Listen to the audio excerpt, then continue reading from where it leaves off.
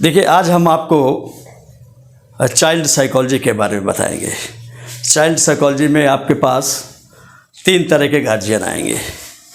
एक तो मंदबुद्धि बच्चों को लेकर गाइडेंस लेने आएंगे और उनकी समस्या होगी कि हमारा बच्चा आत्मनिर्भर कैसे बने, मंदबुद्धि का है, कमज़ोर बुद्धि का है। दूसरी तरह के बच्चे आपके पास आएंगे, सामान्य बच्चे जो अपने बच्चों का मानसिक विकास दिखाने आएंगे, या बच्चा आगे हमारा क्या कर सकता है, कैसे पढ़ाई में जाएगा, उसका भविष्य क्या होगा। तो कुछ प्रेडिक्शन के बारे में आएंगे, कुछ एजुकेशनल गाइडेंस के बारे में आएंगे। तीसरी तरह के जो बच्चे आएंगे वो प्रॉब्लम चिल्ड्रन आएंगे। बच्चा जिद्दी बहुत ज़्यादा है, बहुत ज़्यादा डरपोक है, बहुत ज़्यादा गुस्सेबाज है, तोड़फोड़ बहुत ज़्यादा कर रहा है। तो इस तरह के बच्चे के गार्जियन आएंगे और उस बच्चों के संबंध में आपसे गाइडलाइन देंगे। सबसे पहले अब हम बात करते हैं मंदबुद्धि बच्चों के बारे में। मंदबुद्धि बच्चे कई तरह के होते हैं। अगर कोई बच्चा जन्म के बाद किसी बच्चे का जो सिर है अगर बहुत ज़्यादा छोटा हो, उसके सिर की परिधि अधिक से अधिक 17 इंच की अगर है उस बच्चे की, और उसका जो सिर है थोड़ा पतला है, जो ये मस्तक है ये अंदर की ओर धंसा हुआ है, ठोड़ी उसकी चपटी हुई है, नाक पुष्ट चपटी हुई है, इसका मतलब है वो बच्चे का जो टाइप है वो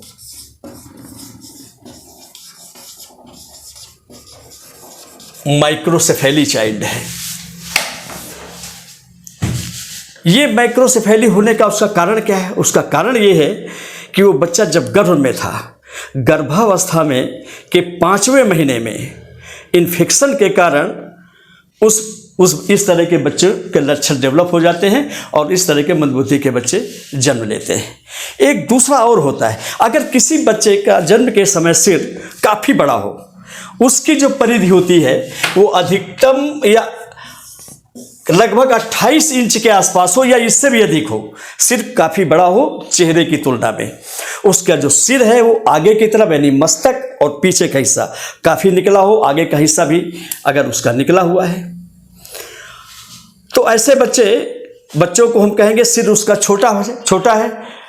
तो ऐसे बच्चों को कहा जाता है हाइड्रोसेफेली।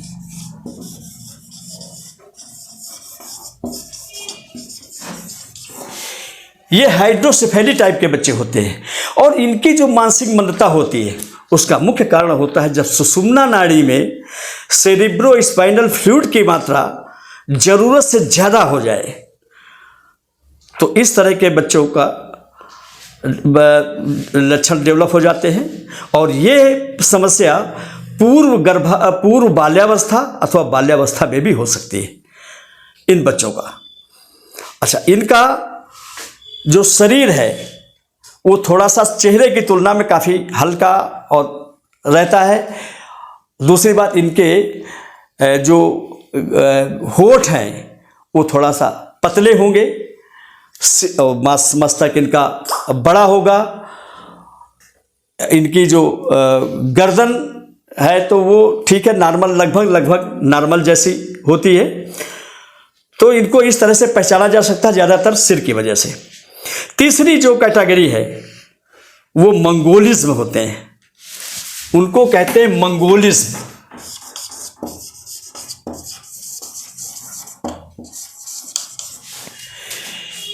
इस कैटेगरी को मंगोलिज्म इसलिए कहा गया क्योंकि इनके शरीर की जो बनावट है वो मंगोल जात के लोगों के शरीर की बनावट से मिलती जुलती है, इसलिए इनको मंगोलिज्म कहा गया है। और मंगोल जात के लोग सबसे ज़्यादा दुनिया में रूस में पाए जाते हैं। ये जो दुर्बलता है मंगोलिज्म की, ये सबसे ज़्यादा अपने यहाँ भारत में पाई जाती है। जितने भी मंदबुद्धि बच्चे हैं सबसे ज़्यादा यही होते हैं। इनका शरीर की बनावट कुछ इस तरह, इनकी जो आंखें होती हैं वो बादाम की तरह होती हैं, गर्दन काफ़ी छोटी होती है, होंठ पतले होते हैं, पलकें काफ़ी मोटी होती हैं और हाथ पैर ठीक है बड़े होते हैं और इनकी जो आवाज़ है वो काफ़ी भारी होते हैं। देखने में भी ये मंगोलियन टाइप के लगते हैं, मुंह थोड़ा सा तिरछापन होता है इनका। तो ऐसे बच्चे को मंगोलियन चाइल्ड कहा जाता है। और मंगोलियन बच्चे, मंगोलीज में जो बच्चे हैं, इनकी आईक्यू, अधिकांश बच्चों की आईक्यू 30-35 से भी कम होती है, यानी ये हमेशा दूसरों पर डिपेंड रहते हैं। और जिन बच्चों की आईक्यू 35 से ऊपर होती है, उन बच्चों को कुछ कार्य सिखाए जा सकते हैं। इनमें से कुछ बच्चे तो ऐसे भी हो सकते हैं जिनकी आईक्यू 50 से भी ऊपर हो, इनको आत्मनिर्भर बनाया जा सकता है। अब इनको आत्मनिर्भर कैसे बनाया जा सकता है? इनका जो आईक्यू टेस्ट है, उस आईक्यू टेस्ट में जो मेंटल एज है, मेंटल एज के अनुसार इनको शिक्षा और दीक्षा और ट्रेनिंग दे करके इनको आत्मनिर्भर बनाने का प्रयास किया जा सकता है। इसकी जो ये मानसिक मंदता है, इसका जो मुख्य कारण है, एक जो पिट्यूटरी ग्रंथि होती है, उस पिट्यूटरी ग्रंथि में जो हार्मोन निकलता है जिसको पिट्यूटरीन कहते हैं, जब उसकी मात्रा काफी कम होती है, तब इस तरह के बच्चों का जन्म होता है। जो चौथा टाइप है,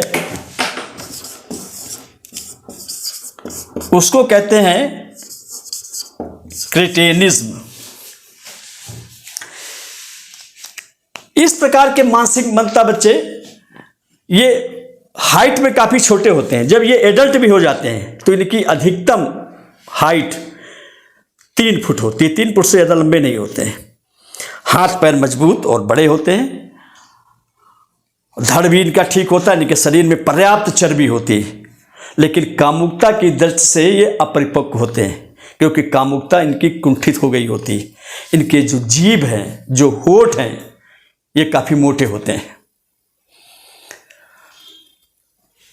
तो जो इस तरह के बच्चे हैं, इस तरह के बच्चे जो एक थायराइड ग्रंथि होती है, थायराइड ग्रंथि से निकलने वाला हार्मोन थायरॉक्सिन, जब उसकी कमी हो जाती है तो क्रेटेनिस टाइप के बच्चों का जन्म होता है, उनके लक्षण डेवलप हो जाते हैं। इसके अलावा और बहुत सारे कारण हैं, जेनेटिक्स कारण है, मेटाबॉलिक कारण है। अब जेनेटिक कारण क्या है? क्रोमोजोम्स, जिसको हम की वजह से भी बच्चे मेंटली रिटार्डेड हो जाते हैं। क्रोमोजोम से क्या स्थिति होती, यानी जो माता पिता हैं, 23 युगलबंदी क्रोमोजोम्स की होती। अगर उस युगलबंदी 46 के बजाय, चाहे वो माँ के क्रोमोजोम्स हो, चाहे वो पिता के क्रोमोजोम्स हो, एक्स और वाई, उसमें किसी एक के क्रोमोजोम अगर ज़्यादा हो गए, 46 के बजाय 23 के बजाय, एक के क्रोमोजोम 23, एक के 24 हो, यानी 47 संख्या हो जाए, तो भी मेंटली रिटार्डेड बच्चे पैदा होंगे। और उन बच्चों को, जिनको हम डाउन सिंड्रोम कहते हैं, ये वैसे ही बच्चे हैं जो जेनेटिक होते हैं, जो क्रोमोजोम्स की वजह से होते हैं। क्योंकि जब भी पता नहीं चलता पहले, लेकिन वो क्रोमोजोम से एक फैक्टर होता है। इसके अलावा जेनेटिक्स के और भी कारण होते हैं। अगर माता पिता दोनों में से कोई एक, कई बार हम 2 पीढ़ियों तक जाते हैं, अगर कोई इस तरह का रहा है तो भी कई बार इस तरह के लक्षण डेवलप हो जाते हैं। इसके अलावा कीटोन्यूरिया एक ऐसी मेटाबॉलिक विकृति है कि उसमें फेनिलएलेनिन नाम की मात्रा जब जरूरत से ज़्यादा निकलती है, जरूरत से ज़्यादा होती है, तो एक विषैला पदार्थ निकलता है जो हमारे मस्तिष्क की कोशिकाओं में संचार क्रिया द्वारा मस्तिष्क की कोशिकाओं तक पहुंचता है और हमारे ब्रेन सेल्स को नष्ट कर देता है। तब भी इस तरह के मंदबुद्धि बच्चे जन्म लेते हैं। इसके अलावा और भी बहुत सारे कारण होते हैं, जैसे जब माँ गर्भावस्था में होती है और गर्भावस्था ये 4था महीना लगभग क्रॉस हो चुका होता है, ब्रेन बच्चे का डेवलप हो रहा हो और उस समय माँ को मलेरिया बुखार हो जाए, मलेरिया बुखार के लिए उस माँ को डॉक्टर के पास ले जाया जाता है और जो बुखार की दवाएं हैं मलेरिया की, जैसे लेरियागो है, कामाक्विन है, क्लोरोक्विन, यानी जितनी भी मलेरिया की दवाएं हैं उसमें गंधक मिला होता है, गंधक मिश्र दवाएं होती हैं। और उस तरह की दवाएं अगर डॉक्टर ने ध्यान नहीं दिया कि सी इज प्रेग्नेंट और सीधा मलेरिया उसका फोकस रहा कि हमें मलेरिया बुखार को ठीक करना है, और जो भी दवाएं देंगे उस दवाओं का विपरीत असर पड़ सकता है, वो बच्चा मेंटली रिटार्डेड जन्म ले सकता है। इसके अलावा कई एबॉर्शन के केसेस होते हैं। अगर एबॉर्शन का प्रयास किया गया और सक्सेस नहीं हुआ तो बच्चा या तो बहुत ज़्यादा जिद्दी पैदा होगा या फिर रिटार्डेशन में भी जा सकता है। सामान्य से ज़रूरत से ज़्यादा वो जिद्दी हो सकता है। इसके अलावा सर्दियों का सीज़न है, अब तो गैस चूल्हे में खाना बनता है। पहले के समय में गांव में घरेलू चूल्हे होते थे। अब मान लीजिए सर्दियों के सीज़न में भी कई बार आग तापने के लिए कहीं गए लोग, या कहीं चूल्हा जलाते हैं, कागज़ जला दिया, कुछ लोग टायर जलाते हैं। अगर कागज़ जलाया गया और कागज़ के जलाने से जो धुआं उड़ता है वो कौन सा धुआं होता है? वो मोनोऑक्साइड गैस है। वो मोनोऑक्साइड, गर्भवती महिला की सांस के जरिए अगर वो मोनोऑक्साइड गैस जाती है और पेट में गर्भ 4 महीने का 5 महीने का है तो वो मोनोऑक्साइड गैस उस बच्चे को नुकसान पहुंचा सकती है और मंद बुद्धि के लक्षण बच्चे में डेवलप हो सकते हैं। महिला ने कभी ड्रग्स लिया है तो भी इस तरह के लक्षण डेवलप हो सकते हैं। कहीं चोट लग गई है तो भी इस तरह के लक्षण डेवलप हो सकते हैं। तो मंद बुद्धि बच्चे के जन्म के लिए तीन फैक्टर, 3 स्टेजेस होती। एक तो प्रीनेटल फैक्टर, यानी जन्म से पहले बच्चे का मानसिक विकलांगता के लक्षण डेवलप हो गए हों, जैसे कि अभी हम कुछ कारण बताया। जन्म के समय कहीं मोनोऑक्साइड गैस पहुंच गई या कोई ड्रग्स वगैरह पहुंच गया या उसका क्रोमोसोम्स की वजह से ऐसा हो गया।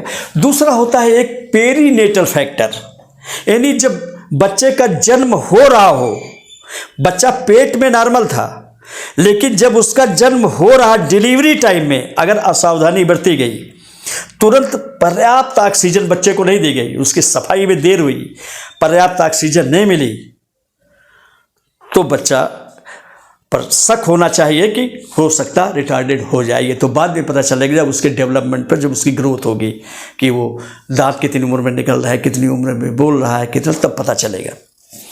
इसी तरह से एक फैक्टर होता है पोस्ट नेटल फैक्टर, यानी जन्म तक वो बिल्कुल ठीक था, माँ के पेट में भी ठीक था, जन्म जब हुआ तब भी ठीक था, लेकिन वो बाद में मेंटली रिटार्डेड हो गया। बाद के जो लक्षण हैं वो ये कि अगर किसी बच्चे को फिट्स आ जाएं, दौरे पड़ जाएं, फिट्स में ब्रेन के जो सेल्स होते हैं वो डैमेज होते हैं।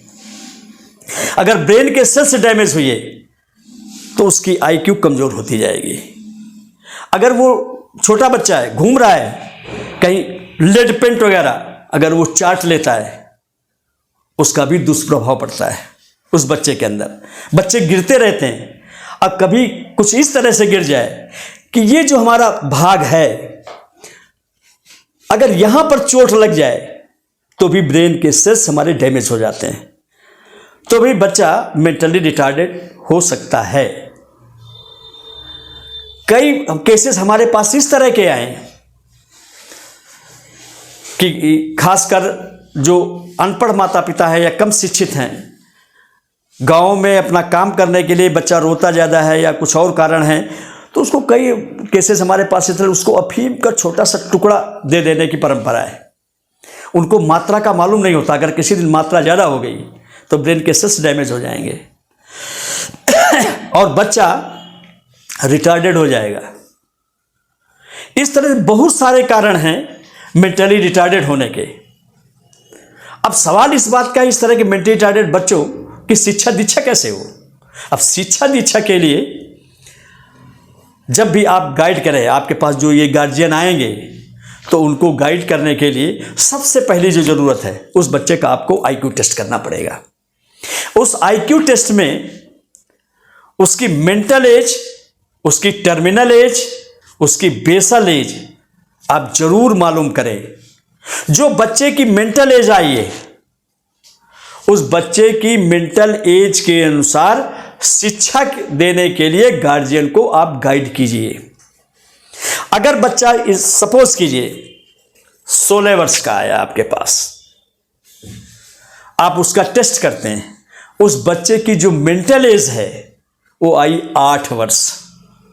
बच्चा 16 वर्ष का है, यानी उसका CA 16 वर्ष, मेंटल एज 8 वर्ष और उसकी टर्मिनल एज सपोज कीजिए 4 वर्ष आई है और उसकी टर्मिनल एज 12 वर्ष आई है, तो आप मेंटल एज को आधार बनाकर यानी 8 वर्ष को आधार बनाकर शिक्षा देने के लिए गाइड करेंगे। किसको कैसी शिक्षा, कैसे गाइड करेंगे?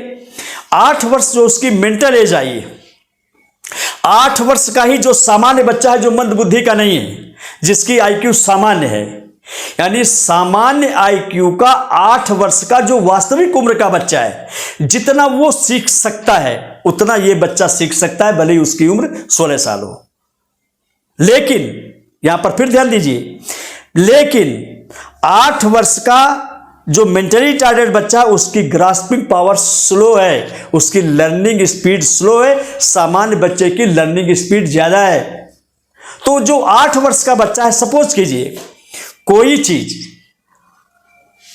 अगर वो 1 घंटे में सीख लेता है, सामान्य बच्चा 8 वर्ष का ही, और आपका 16 वर्ष का मेंटली रिटार्डेड बच्चा जिसकी मेंटल एज 8 वर्ष है और इसकी आईक्यू सपोज कीजिए 50 के आसपास है, तो जो सामान्य बच्चा है 8 वर्ष का, उसकी तुलना में इस बच्चे को लगभग 5 गुना ज्यादा बार सिखाना पड़ेगा, तब यह बच्चा सीख पाएगा। इसी तरह से वो जो सामान्य बच्चा है, अगर किसी चीज को, जो चीज 100% लर्न कर ले रहा है, अगर वो 5 घंटे में उस चीज का कुछ अंश भूलता है या 5 दिन में भूलता है, फॉरगेटिंग होती है उसकी, तो इस बच्चे की 5 गुना जल्दी फॉरगेटिंग हो जाएगी, यानी 1 ही दिन में ही भूल जाएगा। इस बात का भी ध्यान रखिएगा। दूसरी बात जो ध्यान देने योग्य रहेगी, आपको जो गाइड करना है, टर्मिनल एज का बेसल एज का ध्यान रखना है। बेसल एज अगर उसकी 4 वर्ष आई है, तो उसकी जो शिक्षा शुरू करेंगे आप, वो 4 वर्ष की किताबों का किताबें हैं, चीजें हैं, 4 वर्ष से का जो बच्चा होता है, जो चीजें सिखाते हैं, वहां से उसको सिखाने की ट्रेनिंग देना पड़ेगा। ये मैक्सिमम सीख सकता है 8 वर्ष तक। 16 साल का बच्चा हो गया है, लिहाजा आईक्यू लगभग उसकी कांस्टेंट हो रही है, ये हमेशा इसकी बुद्धि लगभग 8 वर्ष के बराबर रहेगी। ये आप इस तरह से आपको गार्जियन को गाइड करना होगा, गार्जियन को हैंडल करना सिखाना होगा। उनको ये बताना होगा कि इसको सिखाने के लिए सामान्य ट्यूटर काम नहीं करेंगे, सामान्य विद्यालयों में नहीं पढ़ाएं, ऐसे विद्यालयों में पढ़ाएं जहां स्पेशल एजुकेटर हो। ऐसे लोगों का ट्यूशन करें जो स्पेशल एजुकेटर होते हैं, जो RCI में क्लासेस चलती है, RCI से रिकॉग्नाइज्ड जो और संस्थाएं हैं वो लोग भी ट्रेनिंग देते हैं, जिसमें डिसेबल से संबंधित स्पेशल एजुकेटर बनते हैं। तो स्पेशल एजुकेटर के द्वारा उसको ट्यूशन दिया जाना चाहिए, सामान्य लोगों की तुलना में नहीं। अगर किसी बच्चे में फिट्स पड़ते हैं तो किसी अच्छे न्यूरोलॉजिस्ट को दिखा करके फिट्स को रोकना सबसे पहली जरूरत होगी। फिट्स को अगर नहीं रोका गया तो उसकी आईक्यू और कम होती जाएगी, काफी मुश्किल हो जाएगा। इसी तरह से आपको यह पता होगा कि जिन बच्चों की आईक्यू 30 से भी नीचे पहुंच जाती है, वो हमेशा डॉक्टरों की देखरेख में जीवित होते हैं और उनकी आयु उतनी ही कम होती जाती है। इस तरह से मेंटली रिटार्डेड बच्चों के गार्जियन को लेकर के आपको ट्रेनिंग देना है। समझ में आए? किसी को कोई क्वेश्चन हो, कभी भी हो, आप हमसे कभी भी पूछ सकते हैं। घर में जाके लोगों को गाइड कीजिए, बताइए, पहले उससे संबंधित जो समस्याएं हैं अगर आपकी समझ में ना रही हो आप हमसे पूछिए, फोन करके पूछिए, हम आपको पूरा गाइड करेंगे। लेकिन सवाल आपको हमसे करने होंगे अगर अच्छी तरह से सीखना है। सवाल नहीं करेंगे तो फिर आप हमारी भी बदनामी करेंगे कि हम वहाँ गए फिर भी कोई देखेगा तो फिर भी आपको नहीं आ रहा है। तो आप हमसे सवाल कीजिए, जितना ज़्यादा सवाल करेंगे हम समझेंगे उतने ही अच्छे आप एक्सपर्ट बन रहे हैं।